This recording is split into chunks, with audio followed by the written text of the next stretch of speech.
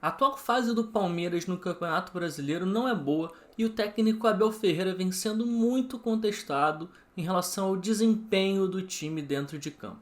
Hoje a gente vai fazer uma análise profunda e detalhada sobre quais são os problemas desse Palmeiras, o que funciona e o que não funciona no time treinado por Abel Ferreira.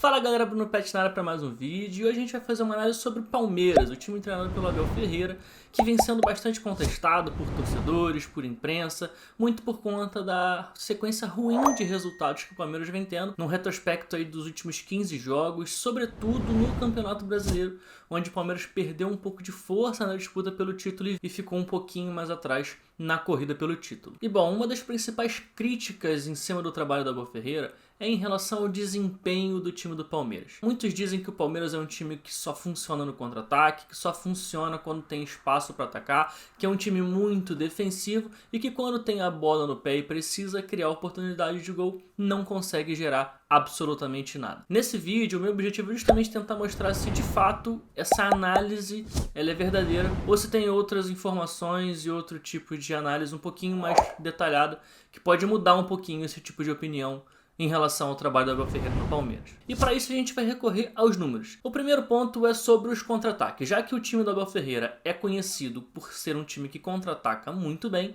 vamos avaliar então e vamos ver nas estatísticas como o Palmeiras vai nos contra-ataques. E quando a gente olha para os números do Campeonato Brasileiro, que é onde tem o maior número de jogos, onde o espaço amostral é melhor para a gente fazer esse tipo de análise estatística, a gente percebe que o Palmeiras é apenas o 7º time que mais pratica contra-ataques dentro do campeonato, mas é o 4º time em eficiência, ou seja, é o 4º time que consegue converter cada um desses contra-ataques em finalização a gol. Esses números de fato corroboram com essa análise de que o Palmeiras realmente vai muito bem nesse tipo de jogada. Agora, quando a gente vai analisar um outro tipo de estatística, que são as estatísticas das organizações ofensivas, ou ataque posicional, como alguns chamam, que é quando o time tem a bola e precisa encontrar espaços num adversário que está organizado defensivamente. E aí precisa trabalhar a bola, parar e tudo mais. E quando a gente vai para esses números desse tipo de jogada, a gente repara que, de fato, o Palmeiras é um dos times que menos pratica esse tipo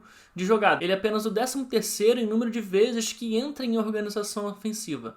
Porém, quando a gente vai olhar para eficiência, o Palmeiras é o time mais eficiente nesse tipo de jogada. Ou seja, apesar de praticar pouco as organizações ofensivas, o Palmeiras é um time muito eficiente quando ele consegue entrar nesse tipo de lance. E isso é totalmente contrário à opinião geral sobre o trabalho do Abel Ferreira, que diz que o Palmeiras tem muita dificuldade em organizar e em criar jogadas de gol. Vale ressaltar que esses números são do Instat, que é um site bem conhecido e bem importante de análise de desempenho no futebol. E quando a gente olha para os números gerais ofensivos do Palmeiras, ou seja, número de gols e número de chances criadas, de fato, nas estatísticas, o Palmeiras é um dos melhores times nesse aspecto. O Palmeiras é, por exemplo, o 4º time com mais gols marcados no campeonato, com 37 gols, e é o primeiro em número de chances criadas, ou seja, ninguém no campeonato inteiro cria mais chances de gol do que o Palmeiras. E isso entra tanto chances criadas em contra-ataque, quanto também em organizações ofensivas, quanto também de bolas paradas, que é uma arma muito forte do time do Abel Ferreira também. Bom, agora que a gente já viu as estatísticas gerais, vamos entender na prática, vendo aqui alguns lances desse time do Palmeiras, quando ele está construindo, ou seja, quando ele entra em organização ofensiva e trabalha jogadas. Quais são as principais dinâmicas que o time toma quando está nesse momento do jogo. Um lance bem representativo é o lance do pênalti sofrido contra o Bragantino. É uma jogada que se inicia com o Renan construindo desde trás, que talvez seja o zagueiro do Palmeiras com a melhor capacidade de construção, o jovem zagueiro Renan. Ele encontra um passe no Rafael Veiga, que nessa altura, no segundo tempo, com o Palmeiras já perdendo para o Bragantino por 3-1, estava praticamente como um segundo volante do lado do Patrick de Paula. E a gente vai ver o Dudu vindo flutuar e vindo buscar essa bola um pouco mais atrás. O Dudu, que talvez seja um dos principais jogadores, uma peça importantíssima para fazer o Palmeiras conseguir jogar principalmente por dentro. Normalmente é ele que encontra os espaços para se colocar em condições de receber as linhas de passe e de receber passes que fazem com que o time consiga atacar por dentro. Então a gente vai ver primeiro o Dudu vindo buscar essa associação por dentro já nesse primeiro momento. Ele vai receber a bola e vai tentar fazer uma tabela com o Luiz Adriano. Só que o Luiz Adriano recebe uma pressão imediata e não consegue encontrar o Dudu. Mas a gente vai ver que esse tipo de jogada do Dudu vir buscar a bola e buscar uma tabela para depois infiltrar vai ser repetida um pouquinho mais à frente nessa jogada, na mesma posse de bola, em que ele vai de novo abrir aqui do lado esquerdo de ataque para se associar, vai buscar uma tabela e vai infiltrar. Ele vai buscar ali o pivô do Rony, que nem é o principal ponto forte dele, mas nessa jogada ele consegue fazer. O Rony vai tocar no Luiz Adriano e imediatamente o Dudu vai fazer infiltração nas costas da linha de defesa do Bragantino, vai finalizar e na sequência da jogada o Palmeiras acaba sofrendo pênalti e consegue fazer o primeiro gol. Então a gente percebe que essa jogada do Dudu baixar, procurar associar, fazer uma tabela e infiltrar nas costas da linha de defesa é uma jogada trabalhada, porque na mesma posse de bola isso aconteceu 2 vezes, então há um padrão aí. E quando a gente vê um padrão, normalmente é quando a gente consegue identificar o dedo do técnico no time, quando a gente vê as mesmas coisas se repetindo, os mesmos padrões acontecendo dentro de uma mesma partida. Tem um outro tipo de padrão quando o Palmeiras está em organização ofensiva que é muito utilizado pelo Abel Ferreira, que são as manipulações do sistema defensivo adversário para atacar o espaço entre o zagueiro e o lateral. E a gente vai ver como o Palmeiras trabalha, como os jogadores se movimentam para abrir esse espaço, abrir essa janela para algum companheiro poder infiltrar. Repara nesse lance contra o Atlético Paranaense, por exemplo. Olha como o Marcos Rocha vai vir aqui para perto da linha lateral, vai puxar o lateral com ele, o Rafael Veiga vai segurar um dos zagueiros, enquanto a bola está no pé do Dudu. Na sequência dessa jogada, a gente vai reparar que o Danilo olha e percebe que, com a descida do Marcos Rocha para amplitude, abriu essa janela entre o zagueiro e o lateral do Atlético Paranaense. Então ele percebe esse espaço, identifica e ataca esse espaço. Então a gente vai ver o Danilo aparecendo justamente nessa janela em que o Palmeiras conseguiu gerar entre o zagueiro e o lateral. E por que isso é um padrão? Porque isso aconteceu várias outras vezes e em vários outros jogos. Nesse lance contra o Juventude, a gente vai ver de novo esse padrão acontecendo. O menino vai receber aqui pela direita, vai carregar a bola, vai chegar no momento que ele vai tocar para o Wesley vai retornar nele, mas o Juventude está com as linhas de marcação muito bem definidas e não está deixando nenhum espaço, nenhuma janela para nenhum jogador do Palmeiras infiltrar. E o Capixaba, que é esse jogador que está fechando a linha de meio campo do Juventude pelo lado esquerdo, está fazendo a marcação em cima do Wesley, ou seja, ele está um pouquinho mais recuado, ajudando a lateral e permitindo a lateral que não precisa saltar em cima do ponta do Palmeiras, ou seja, a janela entre o lateral e o zagueiro do Juventude, nesse momento, ela não está aberta.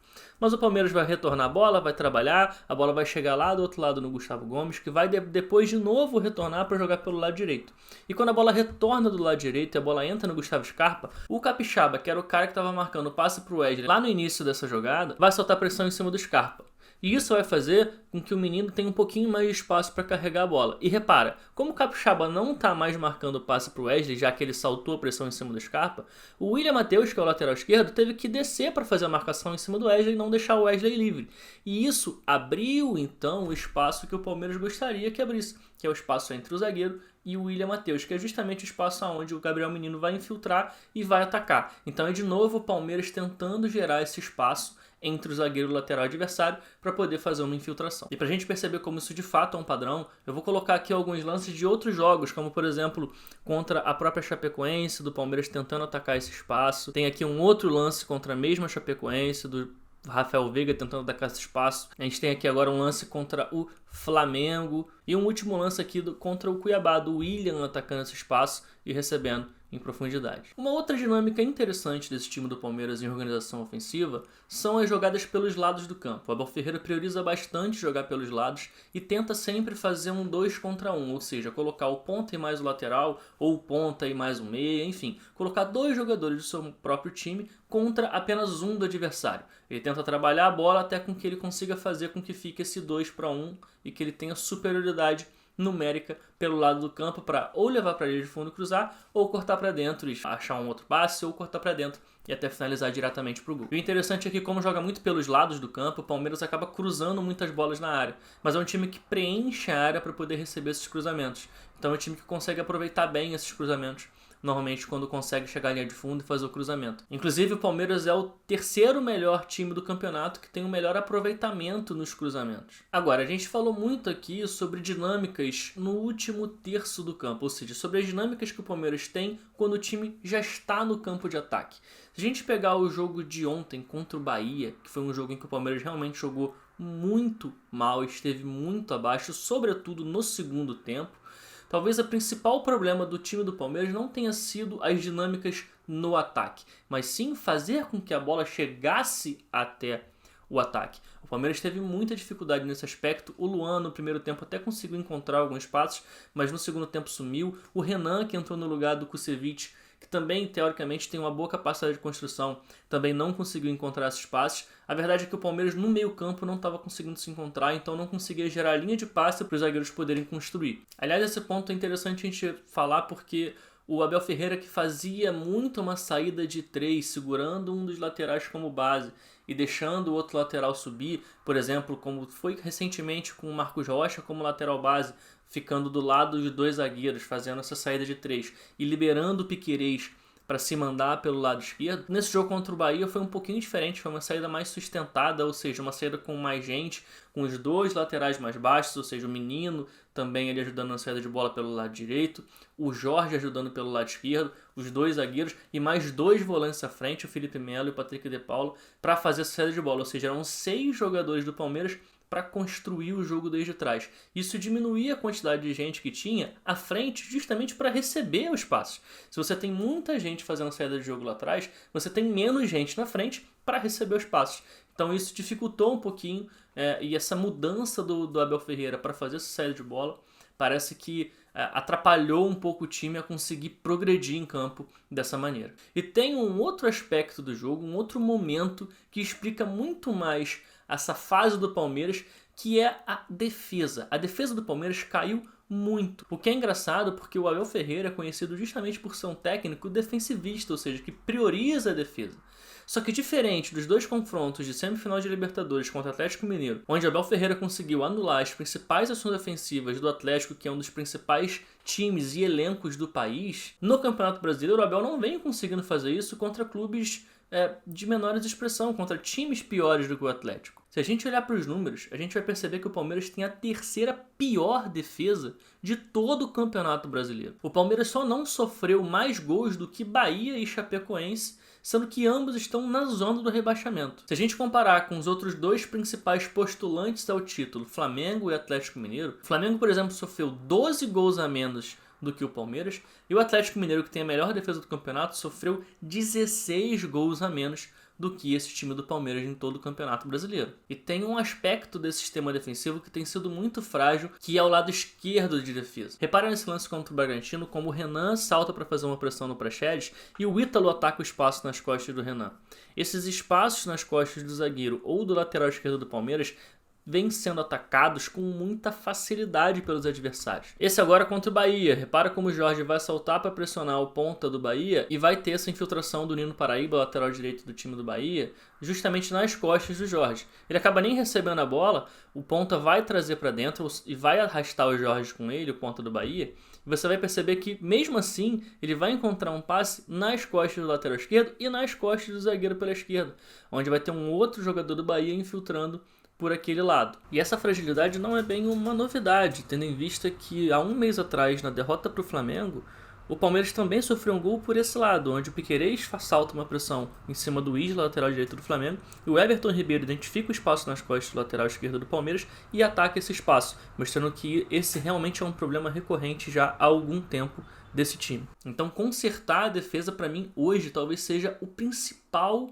aspecto se o Abel Ferreira pretende melhorar e mudar um pouco essa sequência de resultados ruins e voltar a ter uma sequência de bons resultados. Então, assim, é claro que dá pra gente exigir um trabalho melhor do Abel Ferreira. O Abel Ferreira pode entregar mais nessa altura do campeonato com esse time do Palmeiras. Eu concordo que o principal ponto forte do time não são as organizações ofensivas, o que o time faz quando tem a bola no pé e cheio de associações, não são, mas é um time que tem dinâmicas quando tem a bola no pé. E eu mostrei aqui nesse vídeo algumas dessas dinâmicas e como elas funcionaram ao longo, né, dessa passagem do Abel Ferreira, principalmente nessa última sequência de jogos em que o Palmeiras está tendo resultados ruins. Mas no fim das contas, o técnico que é chamado de defensivista, o principal ponto que na minha opinião ele precisa melhorar é justamente a sua defesa. Então, para concluir, assim, eu continuo achando o trabalho do Abel Ferreira à frente do Palmeiras um bom trabalho e continuo achando o Abel Ferreira um excelente treinador. Claro que eu concordo que o time do Palmeiras tem alguns problemas, que ele não consegue talvez extrair o máximo do time, mas também eu não concordo que o trabalho dele é uma porcaria, que ele não traz absolutamente nada que preste pro time, porque eu acho que um time que tem dinâmicas, que tem padrões. Vamos continuar então acompanhando o Palmeiras nessa reta final de temporada, apesar de todas as críticas, e o Abel Ferreira, apesar de todos os problemas, ele colocou o time na final da Libertadores e vai disputar essa final contra o Flamengo no próximo dia 27 de novembro. Vamos ver até lá como o Abel Ferreira e como o Palmeiras vai chegar até lá.